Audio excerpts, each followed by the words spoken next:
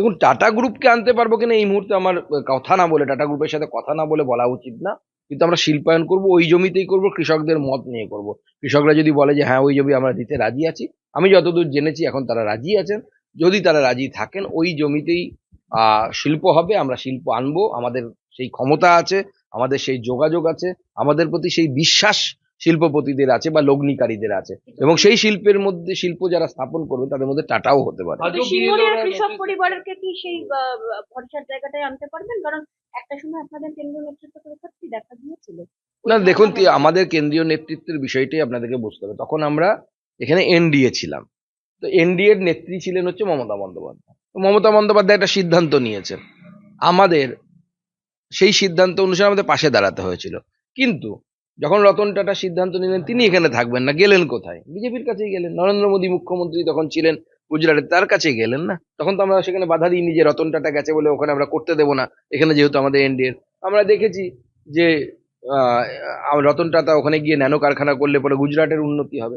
আমাদের সব রাজ্যগুলো এইভাবে শিল্পায়নের পথে এগোচ্ছে। আমাদের আহ, যে রাজ্য, যে আমাদের উত্তরপ্রদেশ, যে উত্তরপ্রদেশে সন্ধেবেলা মেয়েরা বেরোতে ভয় পেত আমাদের সরকার আসার আগে, সমাজবাদী পার্টির সরকার এমন অবস্থা করে দিয়েছিল। সেখানে ভাবতে পারেন সেই উত্তরপ্রদেশের ডিফেন্স করিডোর হচ্ছে। আর আমরা যারা বাঙালি, যাদের বুদ্ধি এত বেশি, যাদের ইন্টেলেকচুয়ালিজম নিয়ে অনেক কথা হয়, আমাদের ভালো ভালো ছেলেমেয়েরা যাদবপুর, শিবপুর, আইআইটি থেকে বেরোচ্ছে, তারা কোথায় যাচ্ছে? সেই উত্তরপ্রদেশে গিয়ে তাদেরকে কাজ করতে হচ্ছে, সেই তামিলনাড়ুতে গিয়ে কাজ করতে হচ্ছে। জয় শ্রীরাম সবাইকে। ঠিক আছে, আর মোদিজিকে চাই, মোদিজি ওখানে ন্যানো কারখানা চলে গেছিল, ওখানে প্রচুর কারখানা হয়ে গেছে, আমরা ফাঁকা পড়ে গেলাম, গাছপুর ছাড়া কিছু নাই। ঠিক আছে, আমাদের এখানে আবার নিয়ে আসতে হবে টাটাকে। টাটা আনতে পরে আপনার বাড়ির বেকার ছেলে মেয়ে যারা আছে যদি থাকে তাদের চাকরি হয়। আসুন আপনারা, আসুন আপনারা, আসুন। দেখুন, টাটা গ্রুপকে আনতে পারবো কিনা এই মুহূর্তে আমার কথা না বলে, টাটা গ্রুপের সাথে কথা না বলে বলা উচিত না। কিন্তু আমরা শিল্পায়ন করব, ওই জমিতেই করব, কৃষকদের মত নিয়ে করব। কৃষকরা যদি বলে যে হ্যাঁ ওই জমি আমরা দিতে রাজি আছি, আমি যতদূর জেনেছি এখন তারা রাজি আছেন।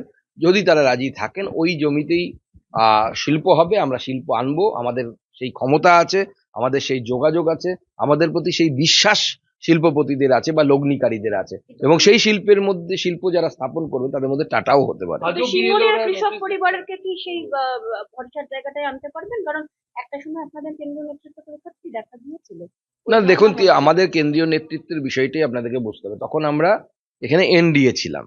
তো এনডিএর নেত্রী ছিলেন হচ্ছে মমতা বন্দ্যোপাধ্যায়। তো মমতা বন্দ্যোপাধ্যায় একটা সিদ্ধান্ত নিয়েছেন, আমাদের সেই সিদ্ধান্ত অনুসারে আমাদের পাশে দাঁড়াতে হয়েছিল। কিন্তু যখন রতন টাটা সিদ্ধান্ত নিলেন তিনি এখানে থাকবেন না, গেলেন কোথায়? বিজেপির কাছেই গেলেন। নরেন্দ্র মোদী মুখ্যমন্ত্রী তখন ছিলেন গুজরাটে, তার কাছেই গেলেন না? তখন তো আমরা সেখানে বাধা দিইনি যে রতন টাটা গেছে বলে ওখানে আমরা করতে দেবো না।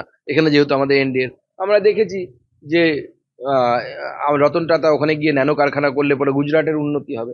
আমাদের সব রাজ্যগুলো এইভাবে শিল্পায়নের পথে এগোচ্ছে। আমাদের যে রাজ্য, যে আমাদের উত্তরপ্রদেশ, যে উত্তরপ্রদেশে সন্ধেবেলা মেয়েরা বেরোতে ভয় পেত আমাদের সরকার আসার আগে, সমাজবাদী পার্টির সরকার এমন অবস্থা করে দিয়েছিল। সেখানে ভাবতে পারেন সেই উত্তরপ্রদেশের ডিফেন্স করিডোর হচ্ছে। আর আমরা যারা বাঙালি, যাদের বুদ্ধি এত বেশি, যাদের ইন্টেলেকচুয়ালিজম নিয়ে অনেক কথা হয়, আমাদের ভালো ভালো ছেলেমেয়েরা যাদবপুর, শিবপুর, আইআইটি থেকে